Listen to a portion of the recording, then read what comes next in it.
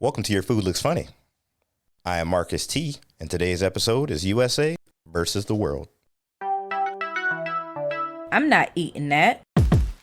I'm not eating that.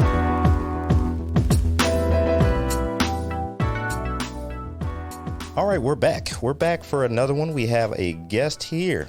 But before I get to that, let me tell you that if you're new to this episode, if you're new to this show in general, make sure you're following us everywhere.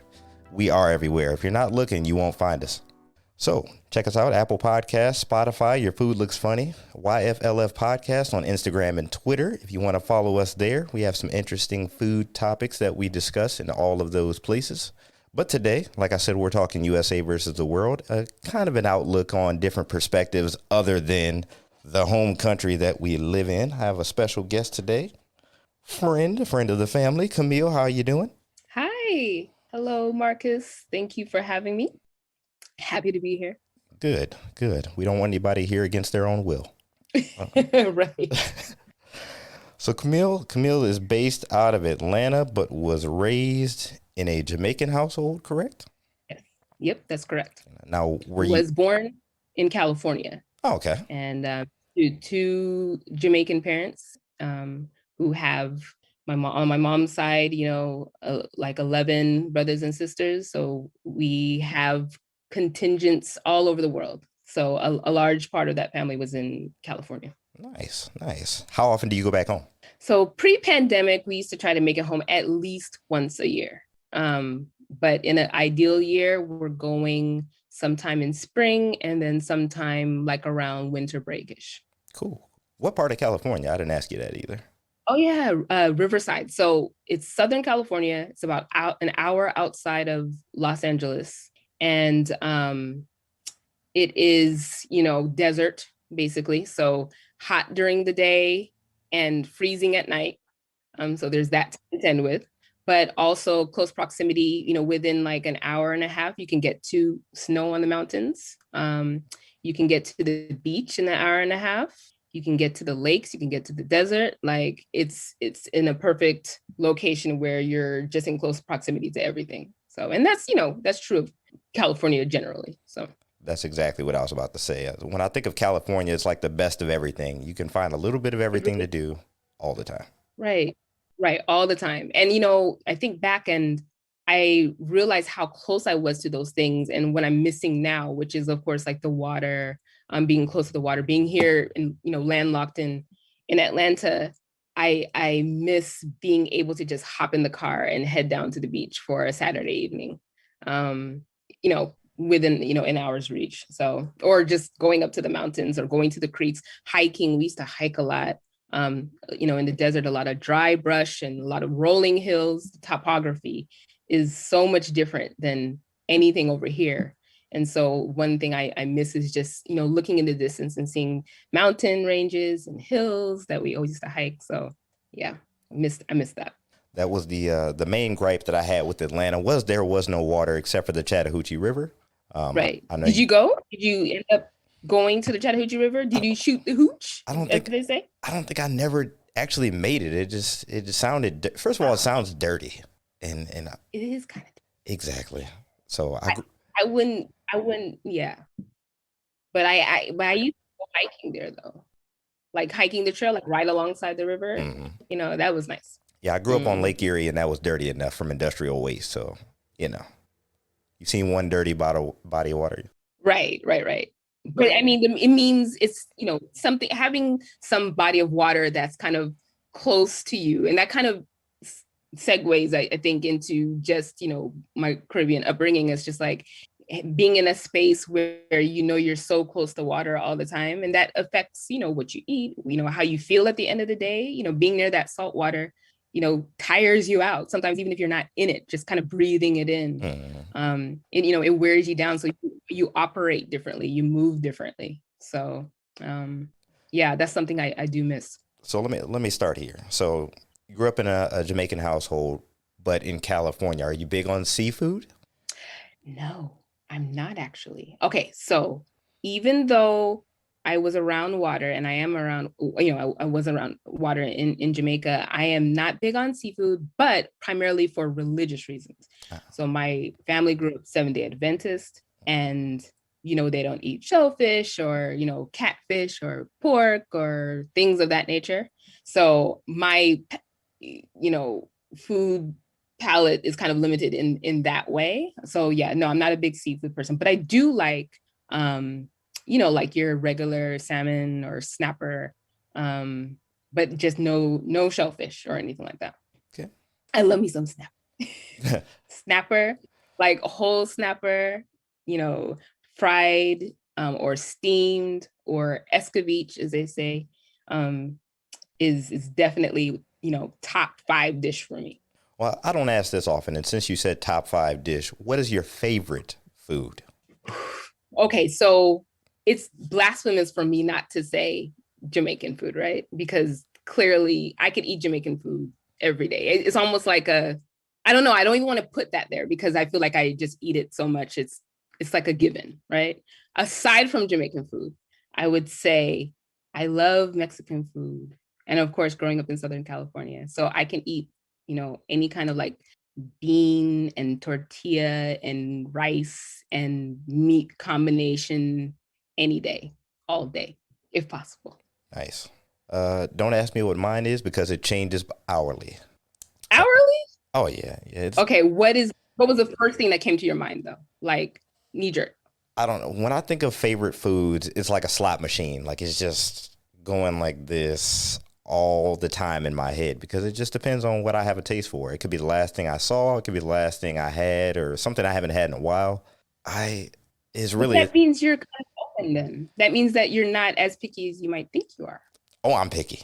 I'm not as picky as I used to be, for sure. Mm-hmm. But it's certain stuff that I just look at it and I feel like my wife basically.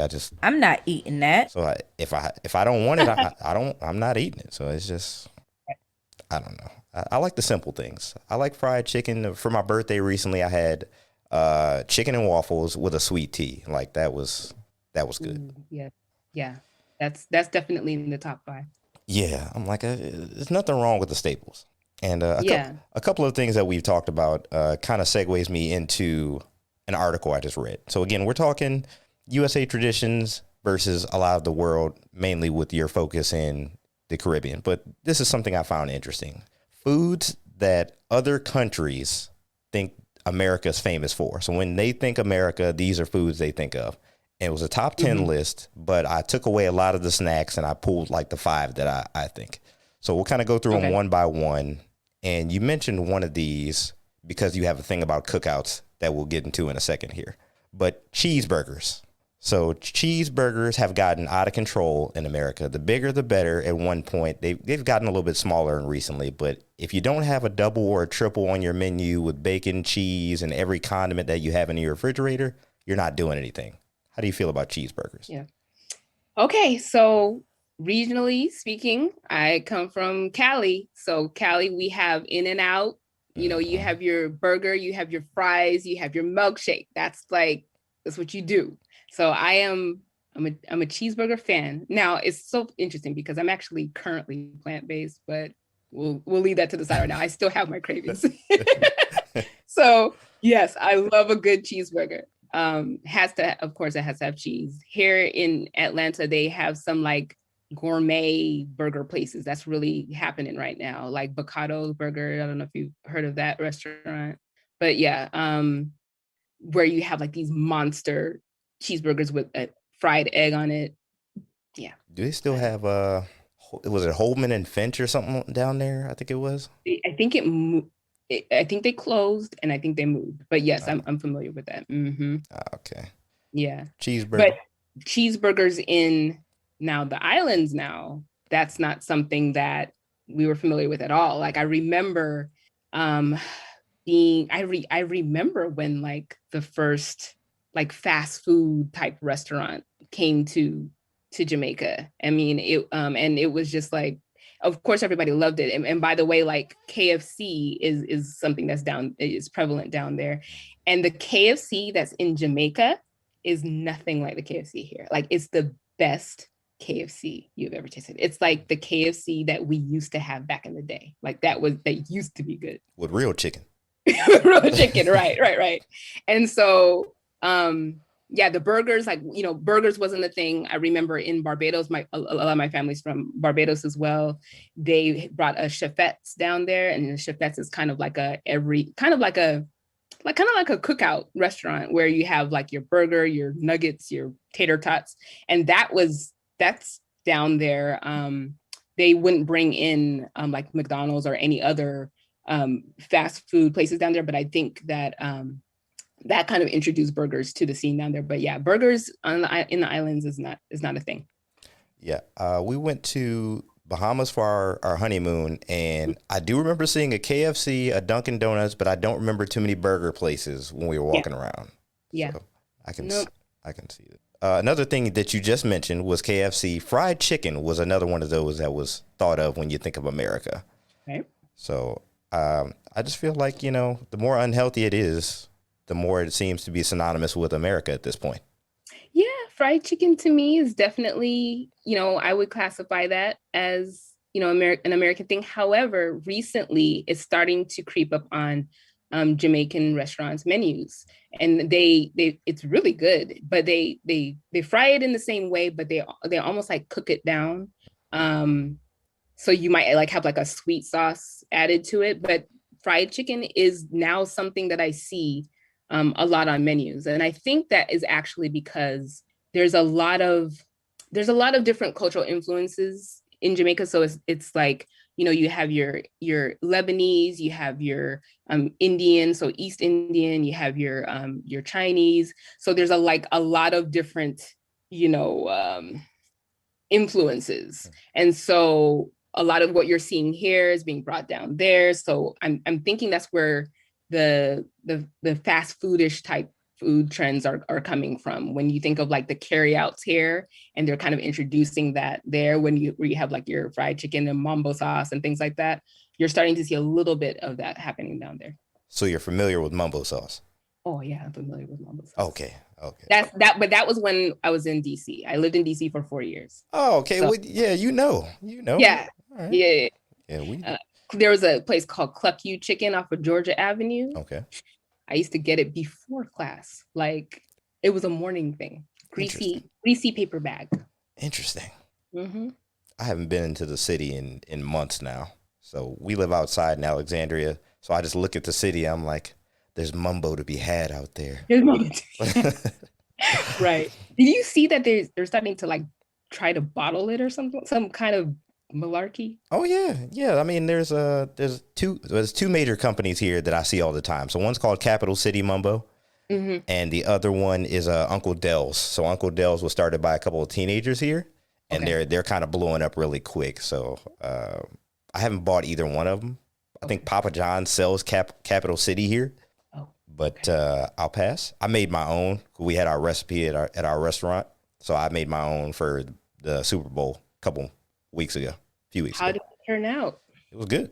Nice. It was good. I like it. But to me, it just reminds me of like a barbecue mixed with sweet and sour. Sweet and sour, exactly. Yeah. Another thing. So we just finished talking chicken here, and mumbo sauce. Of course, wings. Buffalo wings were an American thing that popped up everywhere. And I was like, yeah, there are a lot of chickens that die in order to feed us for football games. And yeah, I just think it's that is a thing. In Jamaica, we have not a lot of, but I'm seeing a little bit more of jerk wings, like jerk chicken wings, which are delicious. But yeah, buffalo wings, not so much, but definitely an American thing, I think. Before I get to the last one, apple pie was on this list. How big are you on desserts? Okay, so I do not like warm or preserved or cooked fruit in any form. Well, we just found it. Right. Like nothing. So like peach cobbler, cherry, whatever. I'm pausing to just kind of reel myself in a little bit here. You live in Atlanta. I know. It's a thing. It's like I need my fruit. I need to eat my fruit how it is, how it is formed, basically. So fresh, like even like the most I'll do to process it will be like put it in a smoothie. But other than that, like I need to eat the apple, I need to eat the mango. I need to eat it fresh. And there's a reason for that, because I've been studying like Ayurvedic traditions that talk about, optimal digestion and, what times of days you should eat things, and how you should kind of, drink water throughout the day to aid with digestion, and what things you should mix together. And there are a lot of there are a lot of things that we mix together that we really shouldn't be mixing together. So of course, you shouldn't be mixing like citrus with like dairy, like things like that we might do, and we might not realize that it's kind of, slowing things up down there or creating more work for your body. And so for me, something about putting fruit through the process, like warming it or, preserving it and kind of making it syrupy and oozy. It's not meant to be eaten that way. Okay, so before I get to the judgy part, you earned this one. Science. But the breakdown and the knowledge was great. I appreciated that. I do. It's two sides of me that are fighting each other right now. So the side that understands that, when it comes to health and digestion, yeah, kudos to you. And then there's the other side that lived in Atlanta for 8 years that goes, you don't eat peach cobbler? Mm-mm. All right, I'll just make that one short. That was even like pineapples on pizza. Do you eat pineapples on pizza? No, I'm good there. No. Okay, the same reason why that kind of repulses you is the same idea. Who wants warm pineapple? Like warm citrus or whatever pineapple is. Yeah, no, it's not meant to be. Okay, we're just going to let that one ride for now. We're going to let that one ride. No, we won't circle back around to it. I'm lying. We won't. Okay. All right, last thing on the list kind of brings us closer to what we were talking about before we started recording. Barbecue ribs. Barbecued ribs. People, you don't, I know you're plant-based now, but you're not big on pork either anyway, right? I don't eat pork, but I used to tear up some beef barbecue ribs now. Oh, yeah. And that was something that I would say I've experienced that both ways. So I wouldn't say that that's just, necessarily unique to the States. I've had, actually the best ribs I've had were goat ribs. I've had barbecue goat ribs. Goat is a good meat. It's lean, it's tasty, it's everything you want your beef to be. I haven't had a lot of goat. First of all, I don't even think I've seen a goat in person. So I'll just start there. But yeah. There are so many memes. You need to look up some memes about goats around Christmas time. Jamaicans just go crazy with that. Like they're just, when you see, it's to the point where like if you see a goat walking around, you're like, you're not meant to be walking around right now. Like you need to be prepared. It's like the turkey memes on Thanksgiving. Mm-hmm. Same thing, but it's for goat. Gotcha. And so you'll see like a goat jumping up on like the roof of a house, like, go ahead, I'll catch you later. So yeah, goat is good. Goat is good. And I didn't eat it for a long time because of just early childhood, traumatic experiences with it. And the fact that, they use like the whole goat. So you have something called manish water, which is equivalent to, it has the equivalent of what would be like chitlins. And so, yeah, that kind of, for a long time. Come on. Right. For a long time, that kind of turned me off. But then, you can't resist like a good curry goat on Christmas, man. Like, it's just, even if you're plant-based, that's one of the things that you just sort of like, yeah, I'm plant-based, but I eat curry goat. Like, that's kind of what you say. Like, I'm plant-based, but I do partake of curry goat. I've seen several people on the same kind of diets and plans. I try to eat better. Wait a minute, is that my mom's cabbage over there? Right. Yes. It's certain stuff that just brings it out of you. And that goes back to an episode that I had, I think it was like episode 3, about your family's food isn't as good as you think it is, about people just loving what they grew up on, what they grew up around. And there's nothing wrong with that. It's not like I was saying there was something wrong with it. It's just that you get an emotional attachment that makes the food that much better, and you're willing to break off of whatever you're in at that time to go eat it. Yeah. Definitely emotional attachments. My mom used to make this thing called stew peas, which is kind of like red beans and rice, like the equivalent, but a little bit more stewy, I guess. And I mean, goodness, I used to come back in from playing, just, smelling it, just being drawn to it. And after all these years, just like, nobody can make stew peas like how mom makes stew peas. So I definitely understand that. So I've talked on this show before about how I wasn't a huge fan of my mom's macaroni and cheese. I liked it, but I didn't love it like some people did. Is there anything of your mom's that you weren't a huge fan of that everybody else seemed to be a fan of? I would say it was more of a phase, right? So there was a phase where my mom, and she's gonna laugh if she hears this, would cook some form of chicken every single day. It felt like it was for like a year. And I used to be like, oh my goodness, like I don't want any more chicken. So I went for a long time where I was just like, I'm done with chicken. So even though it was good in and of itself, you just get tired of, having it over and over and over again. But that would be the only thing that kind of comes to my mind. There's also, she makes like a cornmeal porridge, which is, and cream of wheat. And I am supposed to like it and I don't. So yeah, I would say those two things. Okay. It's not too bad. She won't feel bad about that. She won't feel bad. She knows.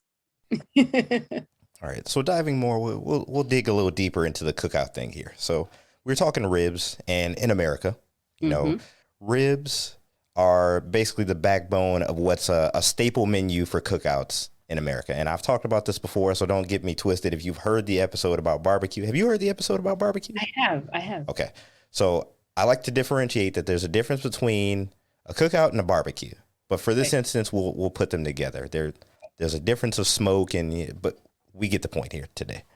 Mm-hmm. But barbecue ribs, I think we said like baked beans, potato salad. First of all, there's no vegetables involved in the process. It's just all meats and starches. So that's the average cookout menu for America, for 4th of July, Memorial Day, whatever the event have, a Saturday at your brother's house, whatever it is.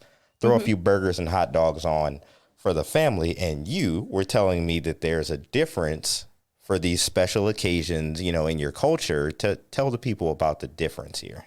Yeah. So the difference is, I can remember when our family started to accept the fact that they would have to put maybe 1 or 2 hot dogs on the grill, like in the corner of the grill, or maybe like 1 burger patty for the younger kids who are just not accustomed to eating, Caribbean food or Jamaican food. And they were what we would, call more Americanized, essentially.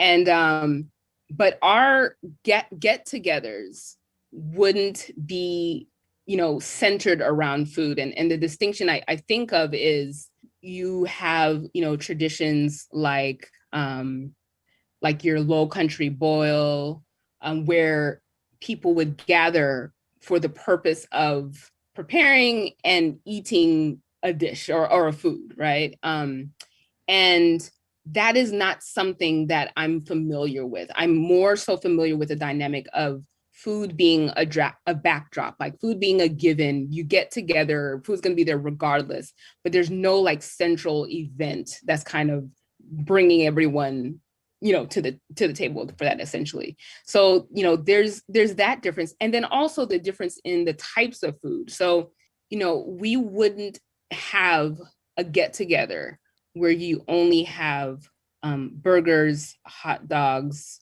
baked beans, potato salad, corn on the cob, and that's it. Jamaican food tends to be, I always say there's a lot of variety, but it tends to be the same over and over and over again. So the same dish you're going to have, for Sunday dinner is the same dish you're going to have on Christmas Day, is the same dish you're going to have on New Year's Eve. Like, same dish you're going to have on Easter. You have your core items. You have your curry chicken, you have your, your curry goat, maybe your brown stew chicken, your jerk chicken, you have your steamed snapper or your fried snapper, you have your rice and peas, your cabbage, your plantain, and, you have some, fried dumpling or festival or breadfruit or bami. So these are everything that I named at any time during the year. If you know that you're going to get together with your family, that's what you're going to be having. So we don't necessarily have, like I said, these lighter, easier foods. Like these foods are going to be required to be, slow cooked, even like the jerk chicken. I want to definitely make the distinction that, jerk is not a flavor. And that's what, when it comes over here, you kind of get that confused. Jerk is actually a method, is a process and methodology for preparing food or for preparing chicken or pork. And so what it is you take like the wood from the pimento tree, which is native to the Caribbean. It's like a green wood, very fragrant. And you cook the chicken on the open flame in the coals with right on top of the wood. And so through that process, it's a long process of smoking and also using the allspice, the pimento from the pimento trees, to serve as like the base with Scotch bonnet pepper, to serve as like the marinade and the basting for it. But it's the process. You want your chicken jerked, essentially. And, that the practice of cooking meats over an open flame and over wood or coal, that's actually, it has roots in the Caribbean. So barbecue as we know it in the United States, it traces back to the Caribbean. And how it has manifested in the different regions of the United States, whether it's, California style barbecue or Texas or the Carolinas or, Appalachia. Like you have different ways of preparing it, but the roots can be traced to the Caribbean. So like that's why I said earlier that, the ribs, the barbecue ribs, that's something that I'm definitely familiar with because it definitely has its roots in the Caribbean. But yeah, in terms of the sophistication of food and the types of food that would be consumed in a family gathering, it's going to be a little bit more sophisticated than what did you call it before?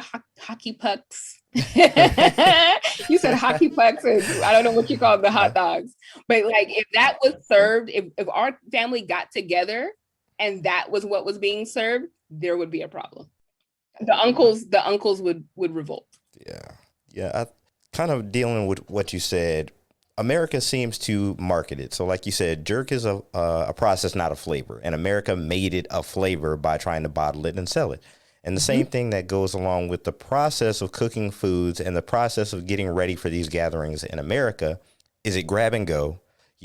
Can I make something special for 4th of July, for Thanksgiving, for Christmas? Everything has to be specialized and highlighted, whereas other countries don't worry about, this special day has to have a full meal dedicated to it or something centered around it.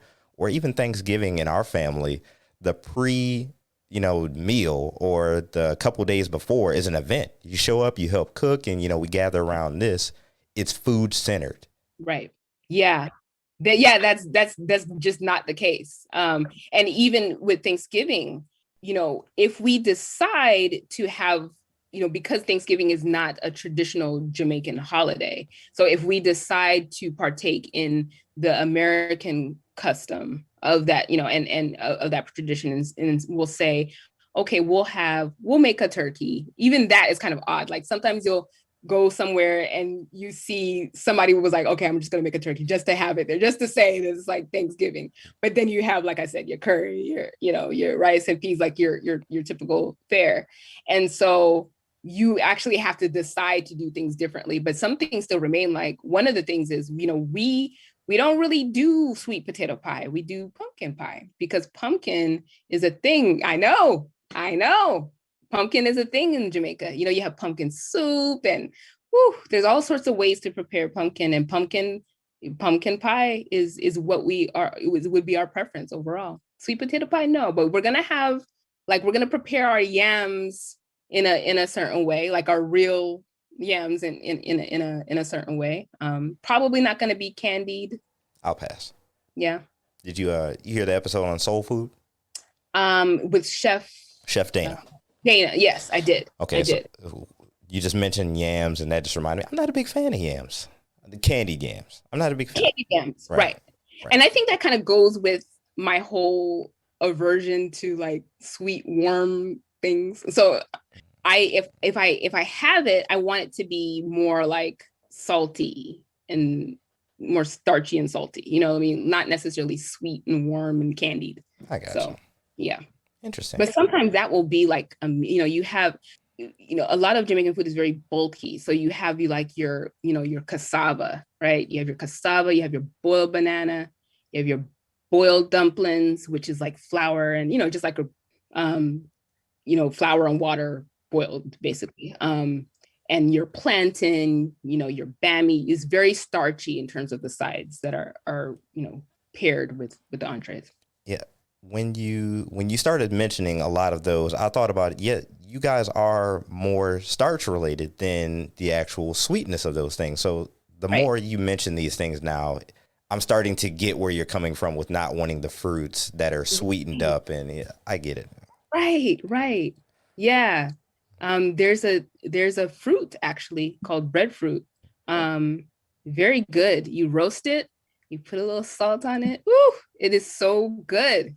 You have like ackee, which is when it's prepared, it looks like scrambled eggs. You might actually mistake it for scrambled eggs. It has like a very buttery, scrambled eggs like texture, but you have to be very careful when you're preparing it because it's actually the national fruit and it's part of the national dish of Jamaica.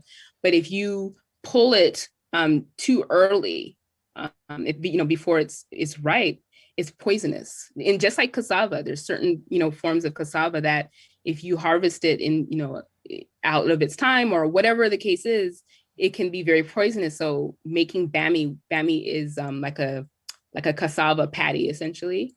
It could be a perilous type of thing. You have to know how to cook it and know when to pull it.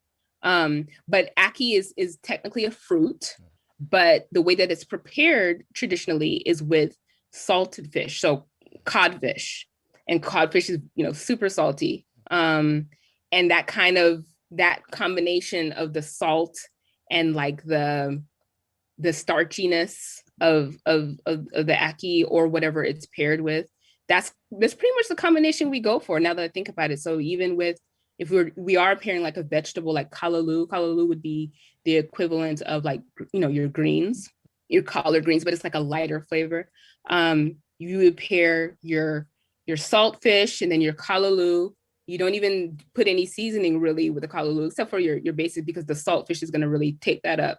And then you have your starch, which is like the dumpling or the festival, which is just like your typical, like I said, flour, salt, a little bit of cornmeal, maybe you fry it. And then you have that to kind of, pull the flavors all together. But that's pretty much the combination. You have like your salt beef and then like your starchy rice, or like your saltfish and your dumpling, or, yeah. So now that I think about it, and now that I'm talking it through, that is something. Yeah, the sweet, not really. I'm trying to think of what we definitely have like coconut drops and things like that and gizzardas and stuff like that are considered, sweet, but generally for the main meals, it's like a salty, meaty, salty, starchy.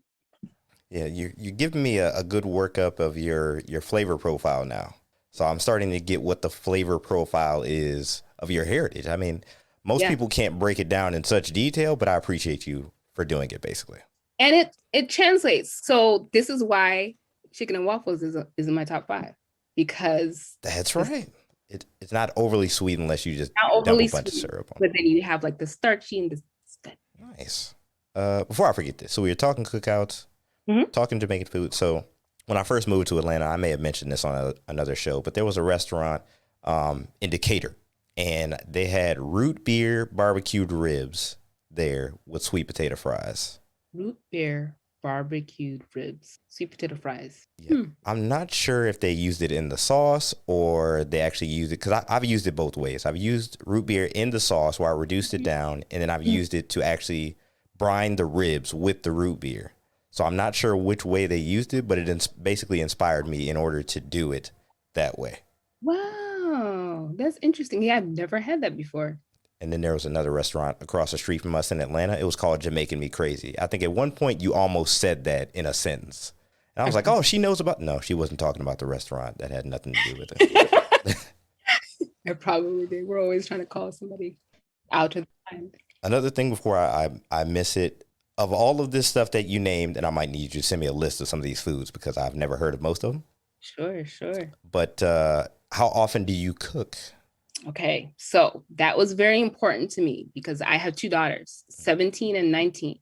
So, okay, me, my brother, my cousins, everything, growing up in this Caribbean household, like firsthand getting it from my mom, who was like I said, doesn't eat burgers, doesn't eat she doesn't even eat spaghetti, things like that. So me growing up in that household and wanting to introduce the girls, make sure that I'm, also raising them with that sensibility. But also realizing that, on their dad's side, his family's from the South, so Texas and Louisiana. So they love all of my anecdotes about, crawfish broils and things like that they are into it. So they're doing both. But because I'm trying to make sure I teach them about the culture and make sure they carry it on and kind of develop their palate around it, which I think I have succeeded in doing. We cook everything that I mentioned.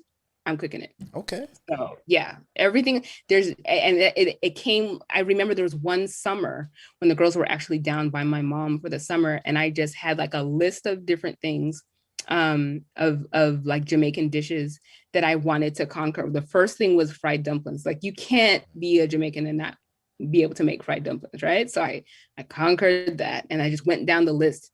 I remember the stew peas I was talking about with my mom.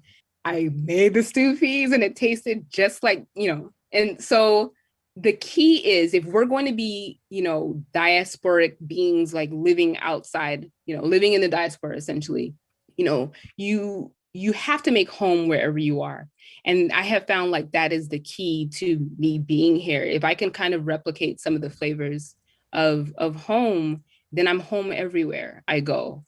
And so one thing that happened, I think this was the summer of 2017. So imagine me, trying to make all these dishes, making sure I perfect them, going from one to the next, but feeling sometimes that something was missing. And so I traveled to Costa Rica, which has a large Jamaican population on the Caribbean side.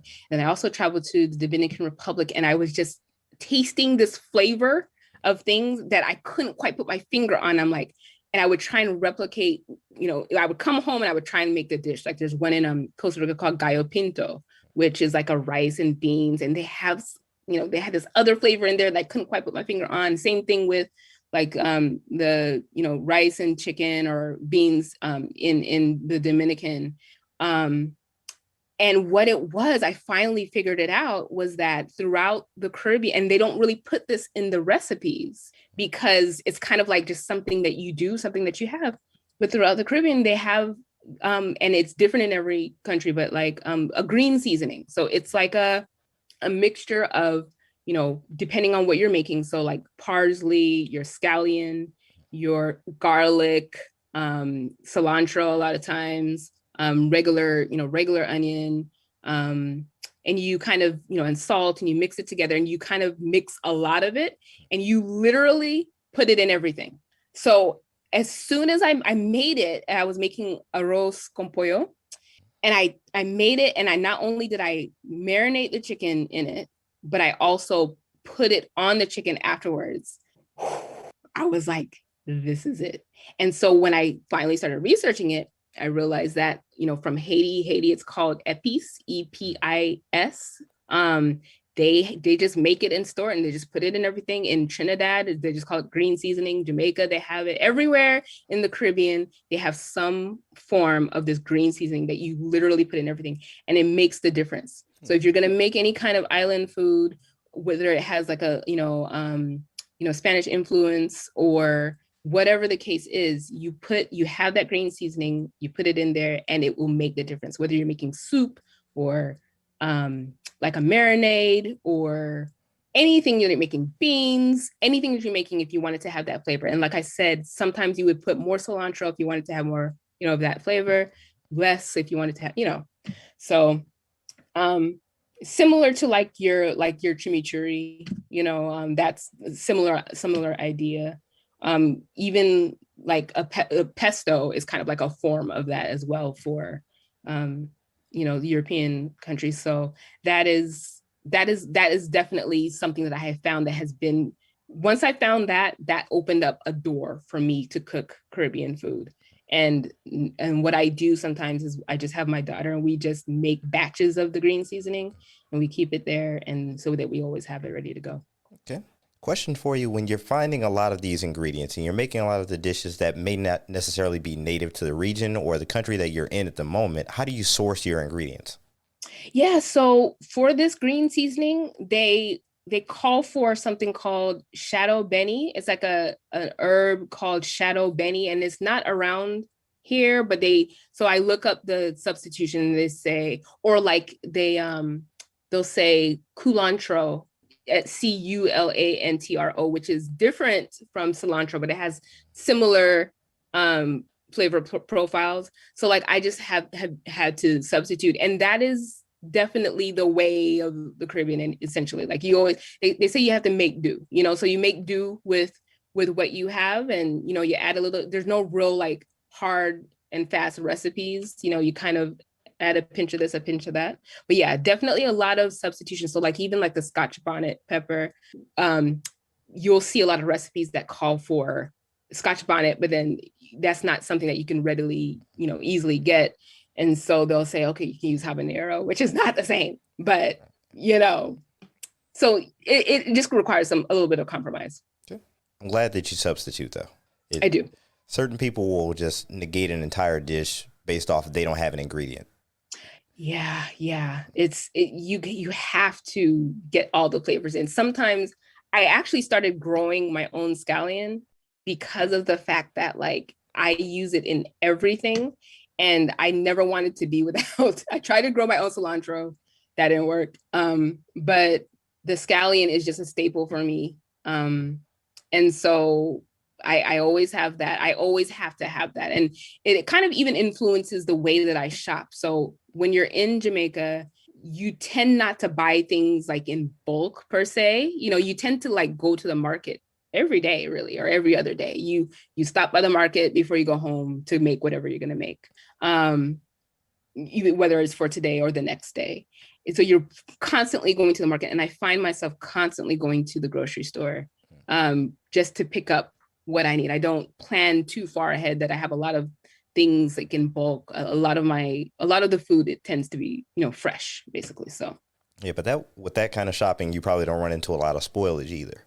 No. And then, so what I do is if I see that something is sitting there for a while, then I'll just go ahead and have a session where I'll make my green seasoning. You know what I mean? Like sometimes cilantro, it could go bad so quickly. And so I just hurry up and do what I have to do with that. Avocados, I eat a lot of avocados. In Jamaica, we call them pears. Weird, but yep, that's what we call them, pears. And so if you say pear, or if you say avocado, no, if you say pear, then they're going to think you're talking about avocado. So interesting. Another one of those things Another one of those things. So I just found out like last week that you can store your avocados in water in the fridge. Like after you cut it, you can put it in water. I didn't know. I always put like the lime juice over it and make, preserve it that way. But now I can preserve my avocados. So you cut them up and you leave them in there, or you like cut part of it off and leave it? Yeah. So you cut off what you're using, and then the rest of it, you just fill it up a little bit over the top of it with water. Right. Mm-hmm. Little tips and tricks from Kamille. All right. It's your show today. Your show. Thank you. It's all just coming to my head right now. I need to share these things. Like that avocado thing changes the game. That's how it works. Yeah. That's how it works. The little thing that somebody didn't think of just blew somebody's mind that quick. Before I forget, let me ask you these two. What's a food that you don't eat that everybody else seems to eat? So aside from the warm fruit and things, I think I'm going to say grits. I do not like grits. Okay. There's nothing wrong with that. In any form, shape, don't like grits. I know there are probably some people in Atlanta that would, again, since you've already denounced peach cobbler, that would probably just throw you out with the bathwater at this point, but you know. Yeah. Didn't grow up with grits. Grew up with, like I said, cream of wheat, cornmeal porridge. We didn't like it. And I don't like grits. Now, I have tried, in recent years, I've tried this thing called polenta, and that has been okay, but. It's very similar. Mm-hmm. Interesting. Oh, and oatmeal. I don't like oatmeal. So you just throwing out all the breakfast grains there. Yeah. Okay. Grits, but you're eating cream of wheat. Barely. Don't like it. Okay. But I'll eat it because mom makes it, so I had to eat it. Okay. Is this like a childhood trauma thing, or you just? Okay. It's hard for me to talk about. It is. But interestingly, she used to cut up. What made it better was she used to cut up toast. So we would make toast and she would put butter on it, and she used to cut up the toast and put it in the cream of wheat, and that actually made it better for me. But the cream of wheat, if you didn't stir it quick enough, it used to get these lumps. Oh gosh, the lumps. And I used to be like, what is this? It's the cream of wheat, Cam. No, it's not the cream of wheat. It has turned into something else. So yeah, no. I'm not eating that. Yeah, I can see you at the table now. I used to be the one that used to talk about picky. I used to be the one that used to they would make me stay at the table for a long time. One of those, huh? Yeah, and I would be like, and they would try to get me to eat a couple more bites, and I'd be like, I'm not eating that. I'm not gonna do it. Right. What's the last new food you tried? Oh, gosh, I feel like it's been a while. Okay, so there's this place at the Auburn Avenue market, Sweet Auburn Market. I don't think that's the actual title of it. But they have this place that sells arepas, and it's like a Venezuelan corn patty filled with your choice of like onion, and you could put egg in it or some kind of meat in it. But it's kind of like a what's the equivalent? Yeah, it's kind of like a Johnny cake that's filled with savory foods. So it's supposedly like a breakfast food, I'm thinking, but it definitely has that savory element to it. It was okay. It was okay. And what'd you say the name of it was again? Arepa. So it's AREPPA or ARREPPA, but I'm pretty sure it's AREPPA. You said this was Venezuelan? I believe it's Venezuelan, and it might be Peruvian as well. Okay. But I do believe it was a Venezuelan restaurant that I went to. But yeah, that would have been the last thing that I had. Okay. That's new. And that was a while back because, of course, the pandemic has kind of limited a lot of things. So that was right before we shut all the way down. And you didn't say if you liked it or not. It was okay. I don't know if I would get it again. I don't know if it's because of how it was prepared. That's another thing. Like, when you eat something, you're like, you know what? If I made this, I would probably have done da-da-da-da-da, right? Mm-hmm. It was one of those things. Gotcha. I had that thought. So in and of itself, I think it was how it was prepared that I kind of needed some work on. But the idea of it, though, is something that I would like. The starch with the savory, salty. That's why I got it. Because I was like, oh, this is perfect. I love, cornmeal-y, starchy, bready. It's right up your alley. Mm-hmm. But it wasn't, I would need to take that home and doctor it up a little bit. Gotcha. All right. So, you have anything else? We've kind of talked about some differences between USA and the world, but mainly the Caribbean in general. Some cookout differences, you not liking sweet fruit dishes. Warmed fruit. warm, Warmed, sweet. cooked, preserved. Peach cobbler. Warmed, cooked, and preserved. I like sweet fruit. I like mangoes. Yeah, you know what I meant. I mean, Sweet, overly sweetened, syrupy, warm syrupy. Yes, you're right. cobblers, pies, that Yeah. kind of thing. But did you say you like pumpkin pie? But pumpkin's a slightly different story there. And it has to be. I kind of like it. I don't really like it warm. Do you serve pumpkin pie warm? I feel like you serve it cold. Yeah, I feel like you do. I don't have it warm. So I have it like with whipped cream on it.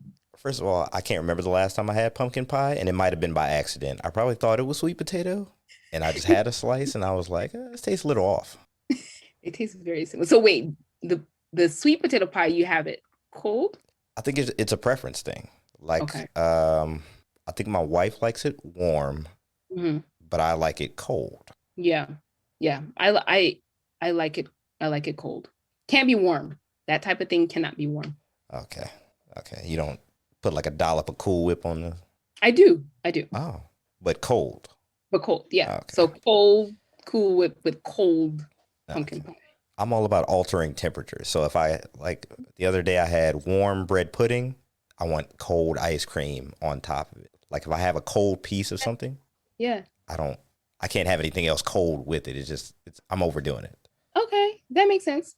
That actually kind of brings up something else that I wanted to mention in terms of the differences. So we have it's very often that you will see Jamaicans drinking hot soup or hot tea in the middle of summer here. We every day you're gonna have some kind of tea, or you'll have just soup there. Like sometimes you just have soup in the house. So if somebody is coming over to visit, you always have kind of something to serve them. But it could be the middle of summer and you're having hot soup or hot tea. And I have heard that is something that's anytime that I express like desire for soup in hot weather here, I always get looked at funny. So and then Yeah, I mean, but yeah, there's no like distinction. It's like, because of course you're in the island, so it's never really cold. So right, yeah. you can't really say, oh, I'm only gonna have tea. But of course, too, the tea tradition comes from is colonial history with Britain, and then from there, India. And so there's definitely that. But yeah, that's something that has carried over.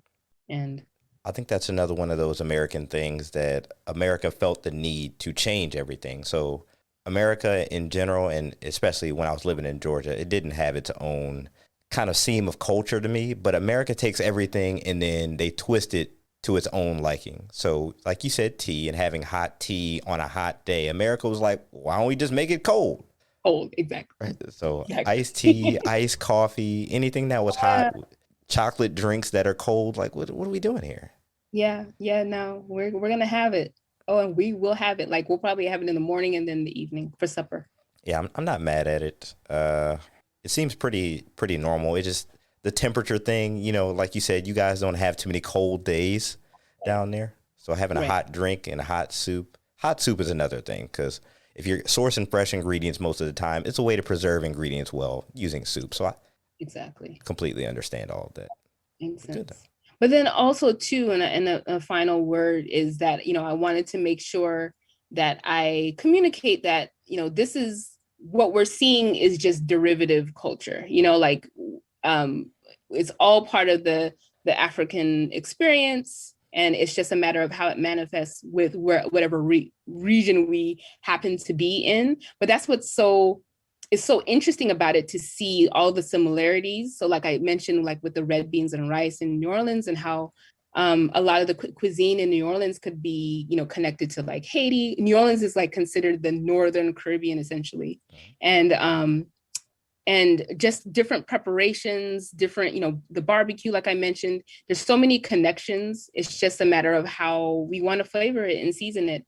And so there's no like divisiveness in it at all. It's just a matter of like, how do you do things? And this is how and so I definitely want to, uplift all of our foodways traditions and encourage us to kind of keep on investigating to see the ways that we connect.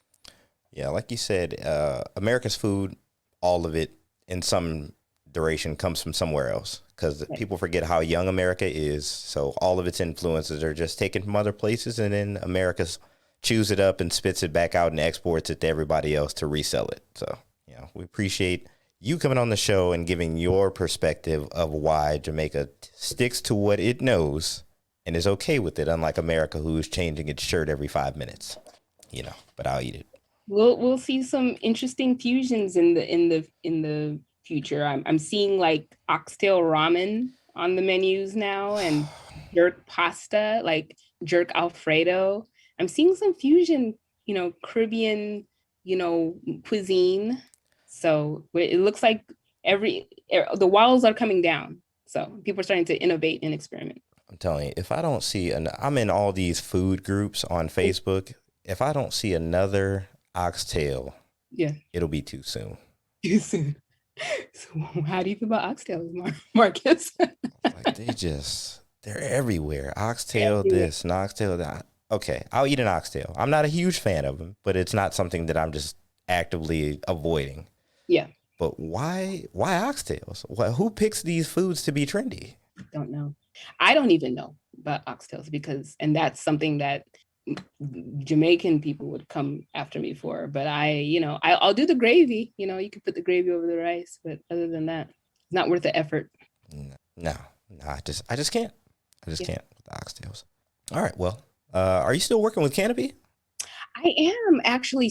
So we did our West End issue, which came out last year, October, November. That's when we went live. And what we do with Canopy is we go neighborhood by neighborhood, and we just we train community residents. So residents who are already doing some kind of storytelling, and we train them how to tell stories journalistically. And the training lasts about 6 to 8 weeks. It's like a fellowship. And at the end of the training, they produce 1 or 2 long form stories or multimedia pieces. So like podcast episodes or photo essays, things of that nature. And they become, ready to take on assignments. I know that some of the fellows in the last cohort, they were hired by different publications after they went through the fellowship. They're pitching editors now stories. So one neighborhood at a time, we're training community residents on the tenets of community journalism. And the hope is that we are able to kind of tell the full story of Atlanta. So many times mainstream media just focuses on the pathological or the deficits. And we're taking an asset-based approach to our journalism and our coverage and our reporting. So I'm really excited about Canopy. It's definitely a labor of love for me. I'm also working for another publication, Atlanta Magazine, and there are definitely some overlaps there as well, but all just, telling the story of Atlanta in the best way that we can. So. Okay, it's dope.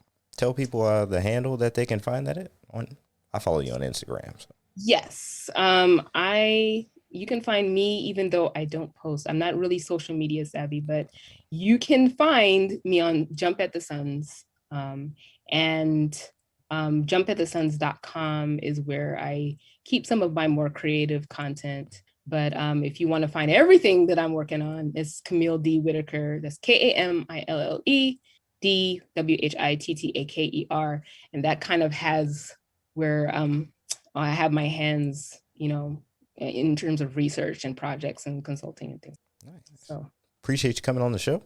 Thanks, Marcus. We'll wrap it up there. Do my little outro.